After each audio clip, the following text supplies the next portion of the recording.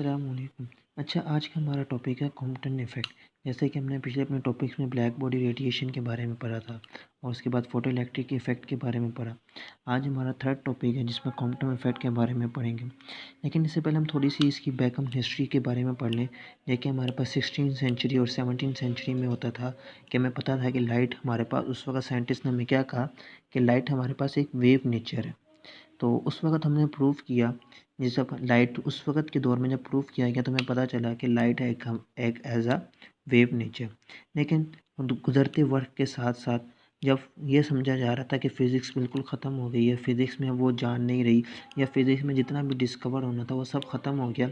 लेकिन आइंस्टाइन ने आके इस चीज़ को गलत कर दिया। आइंस्टाइन ने कहा कि फ़िज़िक्स तो अभी स्टार्ट हुई है और उसने कहा कि light as a dual nature, light has dual nature, wave भी है और पार्टिकल भी है। इसको प्रूव करने के लिए बहुत से साइंटिस्ट हैं, जिसमें हाइजन प्रिंसिपल का नाम भी शामिल है, प्लैंक कांस्टेंट भी है। अब इसमें यहाँ पे आइंस्टाइन ने ये क्वांटम इफेक्ट हमें बताता है, ये प्रूव करके बताता है कि light has a particle nature. अब इसको उसने किस तरह से प्रूव किया? अगर हम अर्लीस्ट की बात करेंगे कि जैसे हमारे पास सवाल है, वो ये पहला पार्ट ही है, what are particles to do with particles, कि एक पार्टिकल दूसरे पार्टिकल के साथ किस तरह से कोलाइड करेगा। तो ये देखें, हमारे पास ये दो बॉडी हैं, ये दो, आप एक तरह से बोलेंगे दो ऑब्जेक्ट हैं, जिसमें से एक ऑब्जेक्ट हमारे पास किस में है, रेस्ट में पड़ा हुआ है, और जबकि दूसरा ऑब्जेक्ट जो है वो हमारे पास मूव कर रहा है, उसकी कोई ना कोई वेलोसिटी मौजूद है। अब जब ये ऑब्जेक्ट मूव कर रहा है और ये वाला ऑब्जेक्ट रेस्ट में है, तो जब ये वाला ऑब्जेक्ट इससे आके टकराएगा तो ये ऑब्जेक्ट क्या करेगा, ये वाला ऑब्जेक्ट यहाँ पे आ जाएगा और ये वाला ऑब्जेक्ट कुछ आगे की तरफ मूव कर जाएगा। इस क्यों? इसने क्या किया, अपनी जितनी ताकत थी, अपनी जितनी फोर्स थी, एनर्जी थी, वो इस वाले ऑब्जेक्ट को दे दी और ख़ुद ये उस तरह पे रेस्ट में आ गया और ये वाला ऑब्जेक्ट क्या है, वो कोलिजन करके वो आगे की तरफ चला गया। इसी तरह से जैसे अब एक और, अगर हम लाइट को ही देखें, क्योंकि जब अर्लीस्ट की बात थी, हमारे पास क्लासिकल फिजिक्स थी, तो उसमें क्या पता था कि light as a wave nature. तो जैसे हमने ये लिखा, what wave to do with particles, कि वेव जो है वो पार्टिकल्स की किस तरह से शो करती है। तो हमें पता होती थी कि हमारे पास एक वेव्स है, ये वेव आ रही है।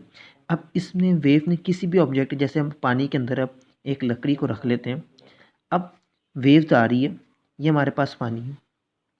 सबसे पहले हमने क्या किया, पानी को बिल्कुल रेस्ट में रख लिया। रेस्ट में रखने के बाद पानी को सेंटर से हमने क्या किया, उसको डिस्टर्ब करना शुरू किया। हम जब भी किसी ऑब्जेक्ट को डिस्टर्ब करते हैं तो क्या होती है, उसमें वाइब्रेशन स्टार्ट हो जाती है। अब वाइब्रेशन स्टार्ट होने का मतलब ये है कि पानी में अब वेव्स पैदा होना शुरू हो गई हैं।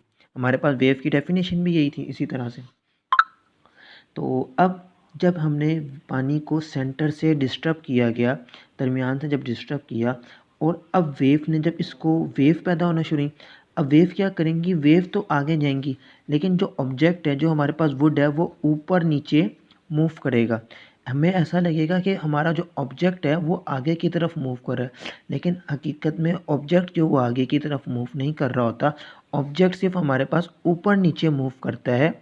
अप एंड डाउन मूवमेंट होती है, left and right movement object की नहीं होती। हाँ, वेव जो है वो ऑब्जेक्ट को आगे की तरफ लेके जाती है, लेकिन किस तरह से, अप एंड डाउन के हिसाब से। ये तो हमारी सारी हो गई हमारी पुरानी बातें। अब इन 20 सेंचुरी में, 19 सेंचुरी में जब हमारे पास मॉडर्न फिज़िक्स आई, तो मॉडर्न फिज़िक्स में हमारे पास सबसे पहले कॉम्पटन इफ़ेक्ट आया, जो हमारा आज का टॉपिक भी है। अब इसमें क्वांटम इफ़ेक्ट में कि हमें पता चल गया कि लाइट हमारे पास क्या थी, लाइट हमारे पास पार्टिकल नेचर थी। अब इसमें क्या हुआ कि साइंटिस्ट ने हमारे पास क्या, कि लाइट एज अ पार्टिकल। तो हम इसी चीज़ को देखी जाए तो हम अब किस तरह से लाइट, हमारे पास इतनी ज़्यादा लाइट्स हैं, हमारे पास हम स्पेक्ट्रम देखा जाए तो हमारे पास 7th है। लाइट का जितना भी स्पेक्ट्रम है हमारे पास, उसमें कौन सी रेडियो वेव्स आ जाती हैं, माइक्रोवेव्स आ जाती हैं, अल्ट्रावायलेट आ जाती हैं, इंफ्रारेड आ जाती हैं, फिर वायलेट है, उसके बाद फिर विजिबल हैं, और फिर एक्स रेज़, और फिर गामा रेज़ हैं।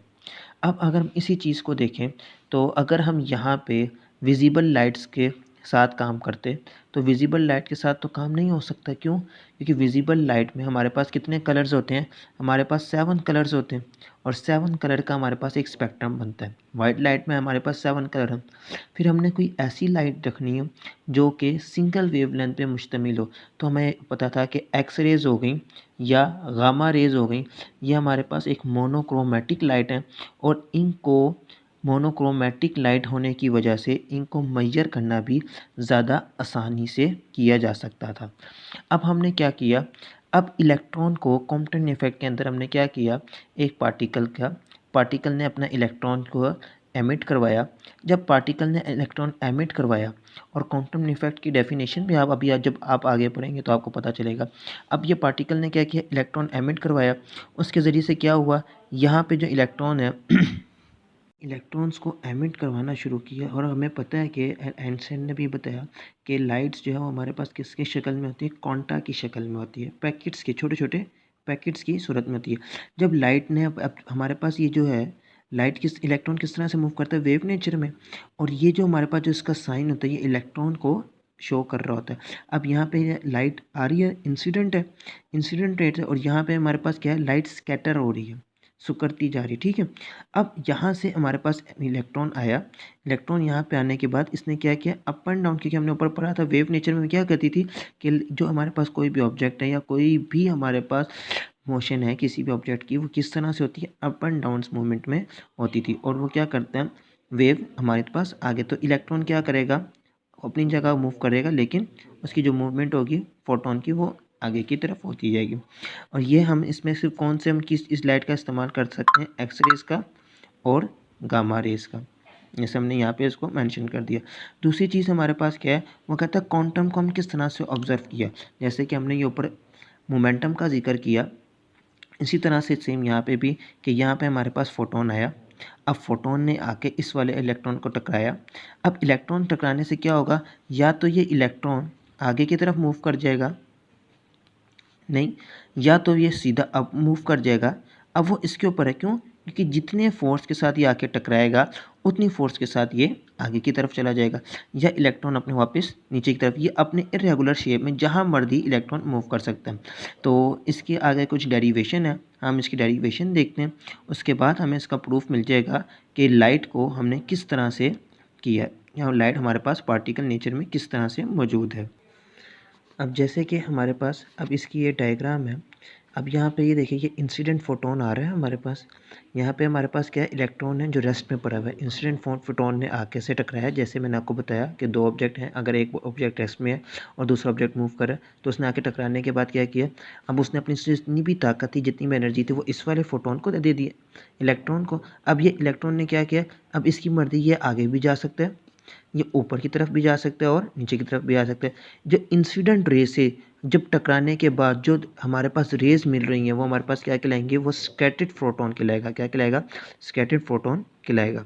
अब आपने दूसरी चीज़ ये याद रखनी है कि E is equal to mc² energy का जो हमारे पास फार्मूला, ये हमने सेकेंड ईयर में 19 चैप्टर में हमने वेलोसिटी वाले टॉपिक में पढ़ा था।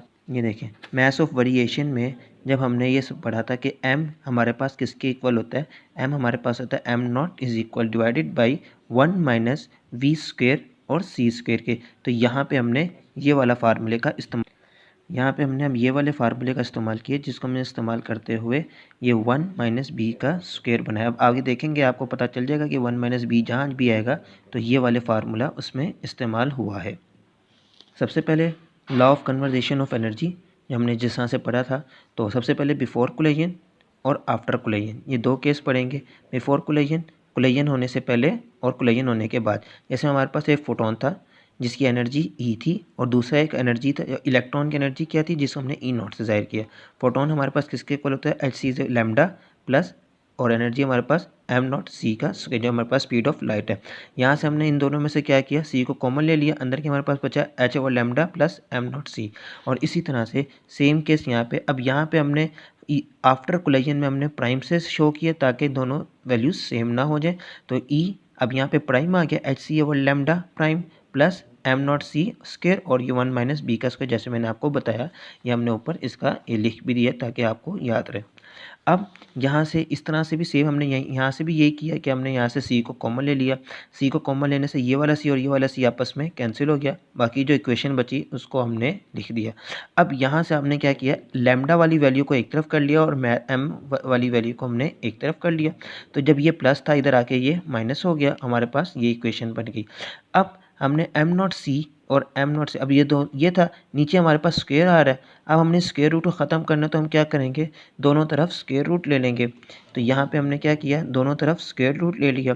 तो अब ये देखें, ये हमारे पास क्या बन गया, ए बन गया प्लस बी स्क्वायर। तो ये हमारे पास कौन सा फार्मूला बन रहा है, a square plus b square plus 2ab। तो ये हमने वो फार्मूला लगा दिया, a square plus b square plus 2, ये ए और ये हमारे पास बी आ गया।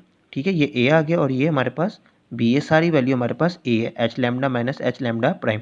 और ये वाली एंड वाली वैल्यू में से स्क्वायर खत्म हो गया, ऊपर क्या आ गया, एम नॉट स्क्वायर और सी का स्क्वायर।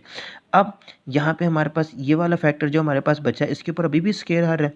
तो देखें, एच और lambda minus h lambda prime है, तो ए माइनस बी का होल स्क्वायर बन रहा है। तो यहाँ पे हमने क्या किया, इसका फार्मूला खोल लिया। अब जब यहाँ पे हमने इसका फार्मूला खोला तो ये देखें, अब हमने इसका ये फार्मूला खोल लिया। फार्मूला क्या बन गया हमारे पास, ए स्क्वायर प्लस बी स्क्वायर, ये माइनस 2, ए की वैल्यू ये और बी की वैल्यू हमारे पास लैम्डा प्राइम वाली, यह आ गया। और ऊपर वाले जो हमारे पास फार्मूला था, जिसमें हमने प्लस वाला फार्मूला खोला, तो उसमें क्या था, m naught c square plus ये हमने जो हमारे पास ये वाला फैक्टर था, इस 2 को हमने अंदर मल्टीप्लाई करवा दिया था। तो हमारे पास क्या बन गया, 2h एम सी लैम्डा, उसके बाद माइनस 2h सी और लैम्डा प्राइम, और is equal to m square c square 1 minus b का स्क्वायर। उसके बाद आप ये देखें, हमने क्या किया, यहाँ से एम नॉट सी एच दोनों कॉमन आ रहा था, तो हमने वो कॉमन ले लिया, अंदर क्या बचा 1, तो ये एलसीएम ले लिया इसका, तो lambda prime minus lambda divided by lambda बन गया। और लास्ट वाली वैल्यू हमारे पास ऐसी। अब यहाँ पे हमारे पास पीछे आप देखें, तो पीछे हमारे पास m naught c square plus में आ रहा था, तो हम इक्वल के दूसरी तरफ ले गए इधर, तो ये हमारे जी। अब ये हमने यहाँ तो माइनस की बात हुई थी कि हमने एम नॉट सी को अंदर माइनस में ले गए थे। अब यहाँ पे देखें, m naught c square m square और c square m c square यहाँ पे भी कॉमन आ रहा है, हमने इन दोनों को बाहर लिख दिया। अंदर हमारे पास क्या बचा, 1, यहाँ पे कुछ नहीं था, माइनस 1 माइनस बी स्क्वायर आ गया। ठीक है, ये देखें, जैसे आप इसको इधर लिख लें या इधर लिख लें, बात एक ही, तो हमने माइनस आ जाएगा। और यहाँ पे भी हमने इस तरह से इसको भी कॉमन ले लिया था। अब ये वाला स्टेप देखिए साथ साथ चल रहा है, ये सारा यहाँ तक साथ साथ चलता है। यहाँ से हमने इसको एम नॉट सी स्क्वायर ऊपर एलसीएम ले लिया, 1 माइनस बी स्क्वायर, तो बी ऊपर चला गया, ये -1 और +1 एक दूसरे से कैंसिल हो गया, तो बी स्क्वायर की वैल्यू हमारे पास मौजूद थी। बी स्क्वायर की जगह पे ये हमारे पास बी स्क्वायर की वैल्यू थी, जो हमने यहाँ पे अब इसको पुट कर दी। तो हमारे पास क्या आ गया, वी स्क्वायर डिवाइडेड बाई सी का स्क्वायर और एम नॉट सी स्क्वायर। तो ये सी स्क्वायर से कैंसिल हो गया, हमारे पास क्या बच गया, एम नॉट स्क्वायर और वी स्क्वायर का। बाकी सारी वैल्यू आप देख रहे हैं कि आपके साथ वो ऐसी ही चलती आ रही है। फिर उसके बाद h square plus lambda square plus divided by h square divided by lambda square, फिर 2h का square lambda is equal to lambda prime minus 2h m c, और ये सारी वैल्यू एज इट इज़ आ गई। यहाँ पे हमारे पास m naught b square 1 minus b का स्क्वायर, ये हमारे पास इक्वेशन नंबर ए आ गई। और ये हमारे पास किसकी निकाली है हमने, law of conversation of energy की। हम इसके बाद हम आ जाते हैं law of conversation of momentum के। इसमें हमने दो पार्ट्स मालूम करने, एक एक्स एक्सिस पे और एक वाई एक्सिस पे। तो बिफोर कोलिजन और आफ्टर कोलिजन जैसे हमने किया था। अब इसमें हमारे पास वाई एक्सिस में बात हो रही है, तो हमेशा याद रखिएगा, जब वाई एक्सिस पे बात होगी तो बिफोर कोलिजन हमारे पास जो एम सी स्क्वेयर है वो किसके इक्वल होगा, ज़ीरो पे। किस पे इक्वल होगा, ज़ीरो पे। तो फोटोन हमारे पास एच लैम्डा पे और ई हमारे पास किस में आ जाएगा, ज़ीरो में। ठीक है, एक्स एक्सिस के अंदर।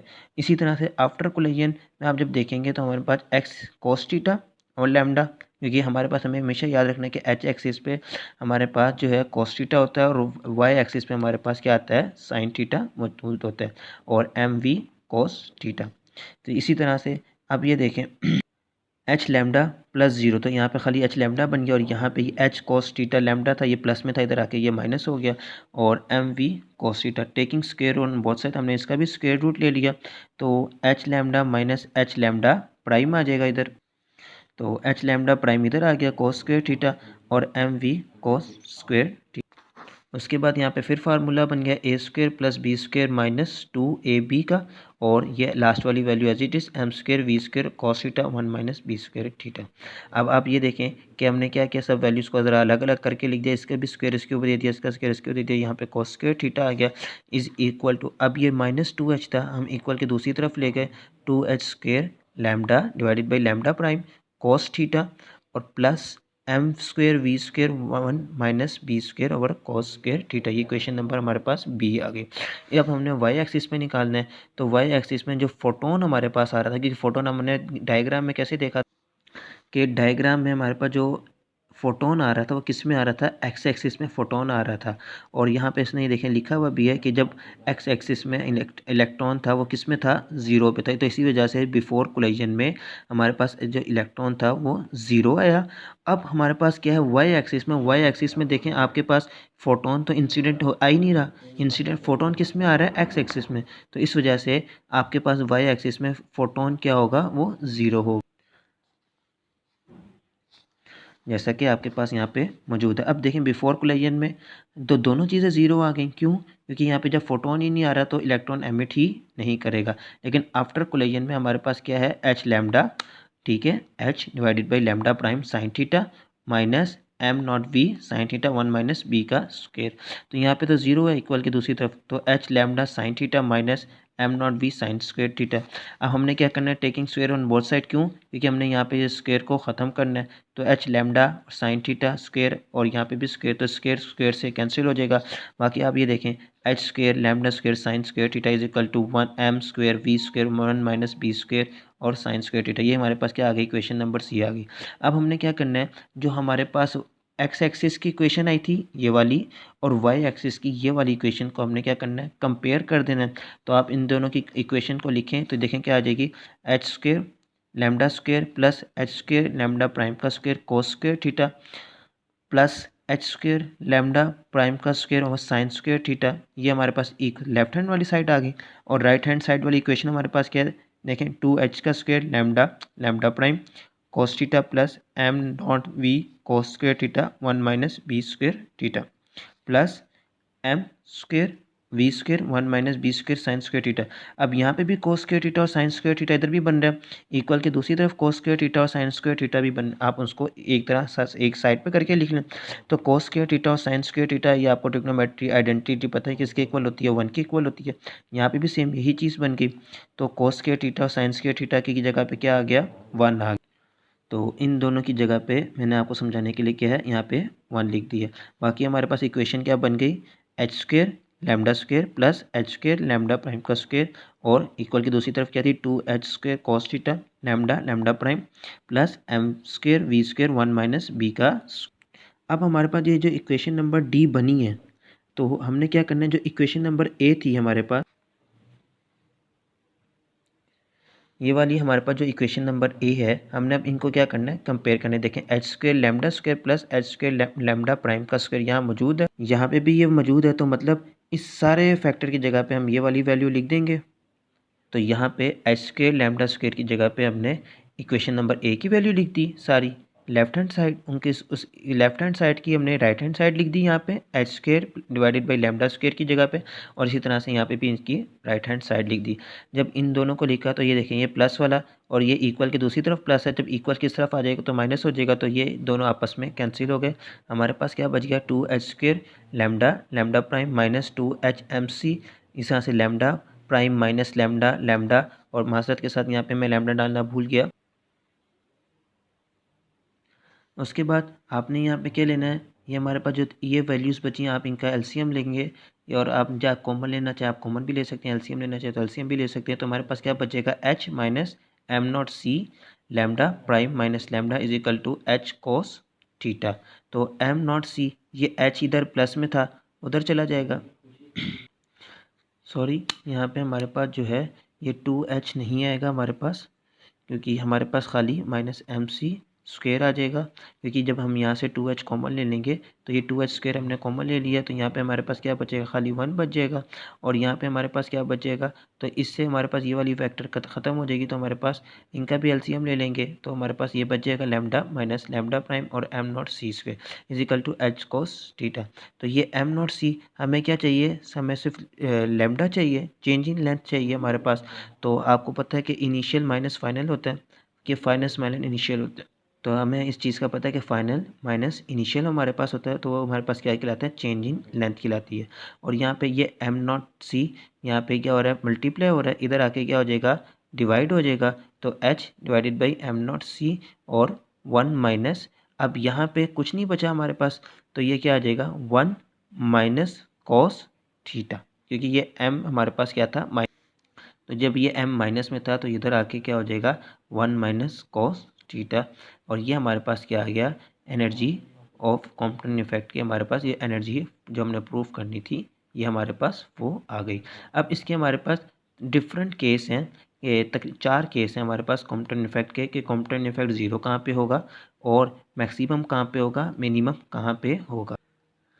कॉम्पटन इफेक्ट ज़ीरो कब होगा, आपने एक चीज़ याद रखनी है, जब हमारे पास थीटा ज़ीरो के इक्वल होगा, थीटा किसके इक्वल होगा, ज़ीरो के इक्वल होगा, तो हमारे पास जो लैम्डा है वो किसके इक्वल आ जाएगा, ज़ीरो के इक्वल हमारे पास आ जाएगा। और इसी तरह से कि जब हमारे पास थीटा 180 के इक्वल होगा तो उस वक़्त कॉम्पटन इफेक्ट हमारे पास मैक्सिमम होगा। जब थीटा हमारे पास क्या होगा 180 के इक्वल होगा तो हमारे पास कॉम्पटन इफेक्ट क्या होगा, मैक्सिमम होगा।